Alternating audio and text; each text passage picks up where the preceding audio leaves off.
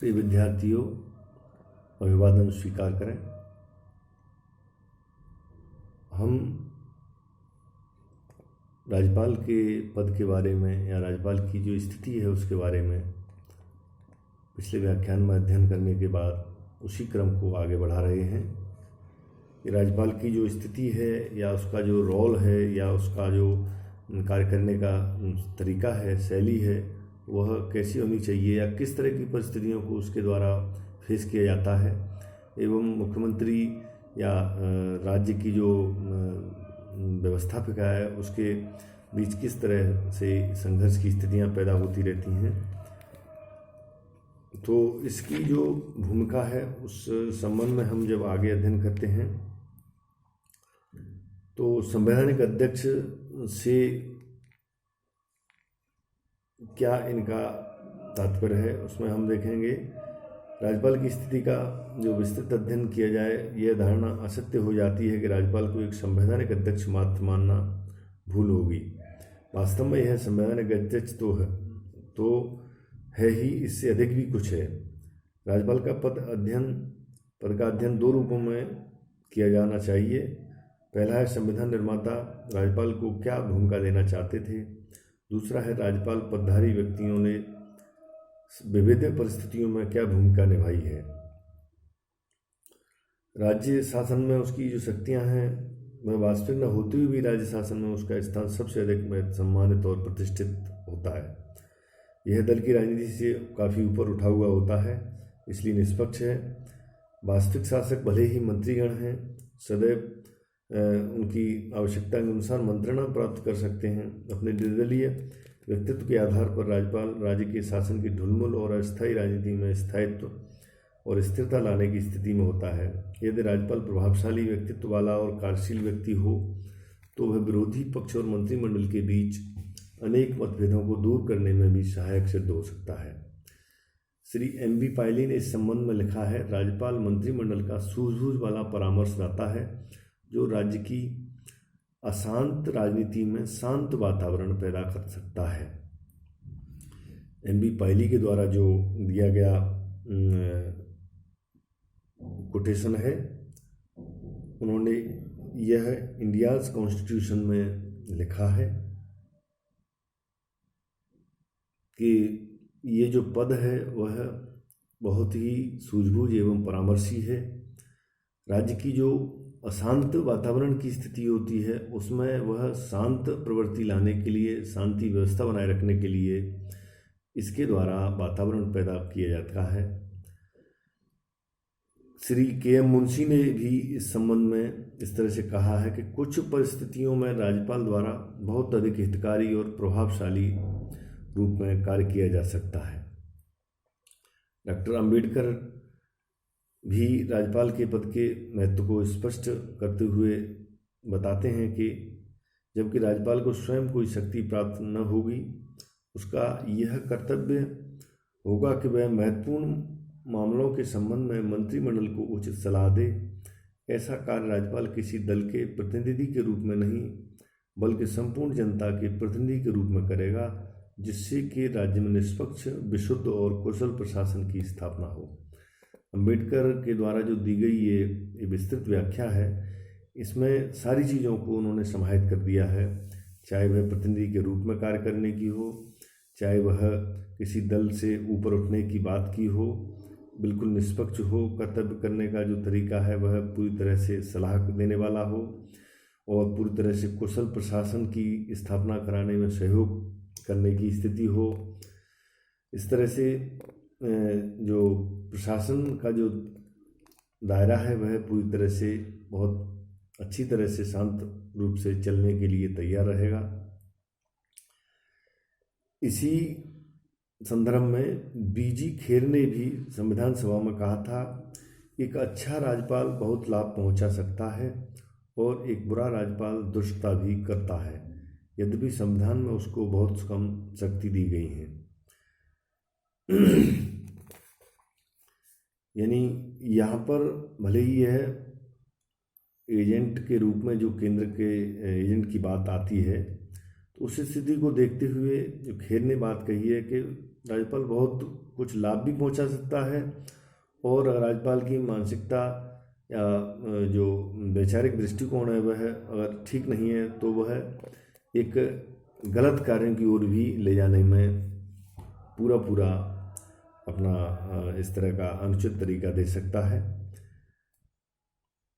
तो बहुत कम शक्ति भले ही उनको दी गई हैं, उस संदर्भ में ये बात कही है। दुर्गादास बसु एवं MC शीतलवाड़ ने अपनी रचनाओं में राज्यपाल के कुछ स्वविवेकी कार्यों की भी बात कही है, जैसे कि इसमें पहले हम बात करेंगे कि चीफ मिनिस्टर की जो अपॉइंटमेंट वाली पोजीशन है, मुख्यमंत्री को किस तरह नियुक्त करना है, किस तरह नियुक्ति दी जाती है। तो मुख्यमंत्री की नियुक्ति में यदि राज्य की विधानसभा में किसी एक राजनीतिक दल को स्पष्ट बहुमत प्राप्त है और बहुमत वाले राजनीतिक दल ने अपना नेता चुन लिया है, तो राज्यपाल के लिए जरूरी है कि वह उसी व्यक्ति को मुख्यमंत्री पद पर नियुक्त करे। यानी बहुमत दल का जो नेता है, जो चुन लिया गया है, बहुमत है, तो वह उनकी संस्तुति पर उस बहुमत वाले नेता को ही मुख्यमंत्री पद के लिए नियुक्ति देने के कार्य को किया जाएगा। अगर राज्य की विधानसभा में दलीय जो स्थिति है वह पूरी तरह स्पष्ट नहीं है, बहुमत वाले दल में नेता पद के लिए एक से अधिक दावेदार अगर हैं, ऐसी स्थिति में राज्यपाल अपने स्वविवेक का प्रयोग करेगा और एवं राज्यपाल के द्वारा ही निर्णय किया जाएगा कि किस व्यक्ति के नेतृत्व में स्थायी सरकार चल सकती है और किसे नियुक्त करने का ये समय आया है। इस तरह से जो कई तरह से नियुक्तियां दी गई हैं, हम देखते हैं मंत्रिमंडल को भंग करने की जैसे बात है, दूसरी जो उसकी कार्यशैली है उसमें कि मंत्रिमंडल को किस तरह भंग किया जाता है। मंत्रिमंडल को अपदस्थ कर राष्ट्रपति से सिफारिश कर सकता है, संबंधित राज्य में राष्ट्रपति शासन लागू कर दिया जाए, इस तरह की बात को केंद्र पर पहुंचाने का कार्य। मंत्रिमंडल को अपदस्थ करने की स्थिति को देखते हुए यदि राज्यपाल को विश्वास हो जाए कि मंत्रिमंडल का विधानसभा बहुमत समाप्त हो गया या अल्पमत में आ गया है, तो वह मुख्यमंत्री को त्यागपत्र देने या विधानसभा को भंग करने की जो स्थिति है उसको देखते हुए अपना बहुमत प्रमाणित करने के लिए कह सकता है। ऐसी स्थिति मुख्यमंत्री अधिवेशन बुलाने के लिए तैयार न हो तो राज्यपाल मंत्रिमंडल को पदच्युत कर सकता है। पश्चिम बंगाल में राज्यपाल धर्मवीर द्वारा 1968 में अजय मुखर्जी मंत्रिमंडल को इसी आधार पर पदच्युत किया था। यदि किसी मंत्रिमंडल के प्रति विधानसभा में अविश्वास का प्रस्ताव पारित हो जाए तो मंत्रिमंडल त्यागपत्र न दे तो राज्यपाल उसको पदच्युत कर सकता है। इसी तरह से संविधान के अनुसार अगर मंत्रिपरिषद काम नहीं कर रही है तो राज्य या देश को खतरा हो, तो ऐसी स्थिति में केंद्र और राज्य में संघर्ष की स्थिति को जन्म दिया जा रहा है तो मंत्रिमंडल को भी विलग किया जा सकता है। 1976 में तमिलनाडु मंत्रिमंडल को इसी के आधार पर प्रयोग किया गया। फिर है विधानसभाओं में जो अधिवेशन बुलाते हैं, उस संबंध में हम देखते हैं कि असाधारण परिस्थितियों में राज्यपाल स्वविवेक से भी विधानसभा का अधिवेशन बुला सकता है। राज्यपाल के अनुसार कुछ ऐसे महत्वपूर्ण मामले हैं जिनमें तुरंत विचार किया जाना चाहिए। अनुच्छेद 174 के अंतर्गत वह विधानसभा के अधिवेशन की कोई भी तिथि निश्चित कर सकता है। इस संबंध में मुख्यमंत्री के परामर्श को मानने के लिए बाध्य नहीं है, चाहे मुख्यमंत्री को विधानसभा के बहुमत का समर्थन प्राप्त है। डॉक्टर LM सिंघवी ने इस मामले में कहा है, मंत्रिमंडल के बहुमत की जांच करना वह अपना ऐसा स्वविवेकी अधिकार समझ सकता है जिसके लिए वह मंत्रिमंडल के परामर्श के विरुद्ध भी अपनी इच्छा के अनुसार विधानसभा का अधिवेशन बुला सकता है। फिर है विधानसभा को भंग करने वाली स्थिति को देखते हुए अगर ऐसा प्रतीत हो रहा है कि मुख्यमंत्री ऐसा करने के लिए उसको परामर्श दे कि राज्यपाल के द्वारा उसे भंग किया जाए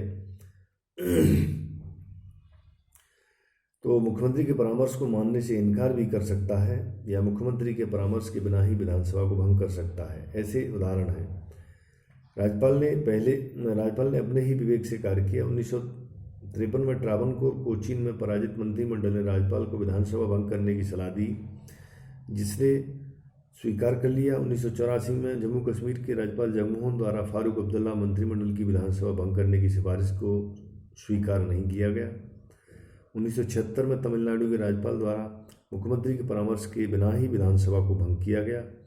न्यायाधीश सूर्य प्रसाद और विधान शास्त्री के संथानम का विचार है कि विधानसभा को भंग करने के संबंध में राज्यपाल स्वविवेक से कार्य कर सकता है। स्वविवेक की शक्ति का ये बिंदु है। मुख्यमंत्री के विरुद्ध कोई मुकदमा दायर करने की अनुमति का मामला है तो वह अनुमति दे सकता है। संवैधानिक व्यवस्था है कि राज्यपाल अनुमति के बिना किसी भी पक्ष द्वारा मुख्यमंत्री के विरुद्ध मुकदमा दायर नहीं किया जा सकता।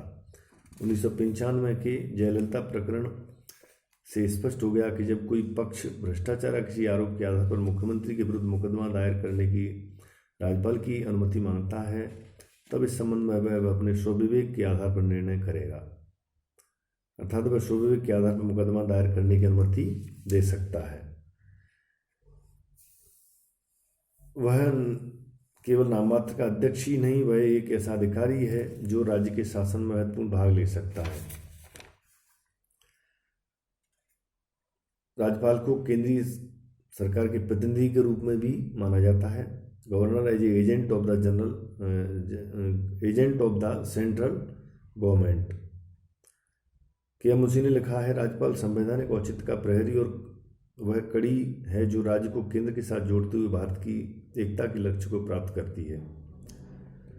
इस प्रकार से हम देखते हैं कि राज्यपाल का जो पद है वह इस संबंध में श्रीमती इंदिरा गांधी ने भी कहा है, संकीर्ण प्रांतीयतावाद पर विजय प्राप्त करने में राज्यपाल की भूमिका बहुत महत्वपूर्ण है। के.सी. राव ने लिखा है, आज जैसी उसकी स्थिति है उसे केंद्र द्वारा नियुक्त किया व हटाया जाता है। राज्यपाल की वही है जो केंद्र उसे बनाना चाहता है। वास्तव में ऐसा कुछ नहीं है जो राज्यपाल अपने आप कर सके। उसकी भूमिका उस पर निर्भर है जो पीछे बैठा व्यक्ति अपनी डोरियों से कर रहा है। इकबाल नारायण ने कहा है, उसे राज्यों में गैर कांग्रेसी सरकारों को गिराने के लिए केंद्र के कथित षड्यंत्र के रूप में देखा गया है।